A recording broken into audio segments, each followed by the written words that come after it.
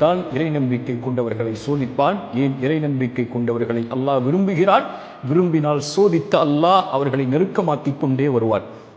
அல்லாஹுடைய தூதர் ஸல்லல்லாஹு அலைஹி வஸல்லம் ஒரு ஹதீஸில் சொன்னார்கள், அல்லாஹ் இறை நம்பிக்கை கொண்டவனுடைய எந்த ஒரு நன்மையையும் அல்லாஹ் வீணாக்குவதில்லை, அல்லாஹ் குறைப்பதில்லை.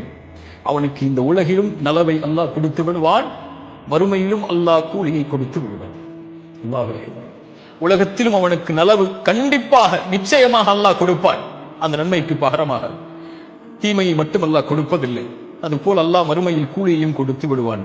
ஆனால் இறை மறுப்பாளராக வாழக்கூடிய காஃபிருக்கு அல்லாஹ் உணவளிக்கிறான், தண்ணீர் கொடுக்கிறான். அவர்கள் மாறு செய்தாலும் என்றால் அவர்களும் இந்த உலகத்தில் நலவு செய்கிறார்கள், அதனுடைய கூலியை அல்லாஹ் கொடுத்து முடித்து விடுவான். மறுமையில் அவர்களுக்கு கொடுப்பதற்கு கூலி இருக்காது. ஆனால் முஃமினுக்கு மறுமையில் கூலி கொடுப்பதற்கு ஒரு வார்த்தை போதும், லா இலாஹா இல்லல்லாஹ். அல்லாஹ் ரப்புல் ஆலமீன் அதனால் தான் சொன்னார், உலகமளவு பாவங்களை சுமந்து நீ மறுமையில் வந்தாலும் லா இலாஹா இல்லல்லாஹ் என்ற வார்த்தை மட்டும் தூய்மையோடு இருந்தால் நீ சுமந்து வந்த உலகமளவு பாவங்களுக்கு நன்மையை தருகிறேன், நீ எதையும் குறிப்பிடுத்த மாட்டேன்.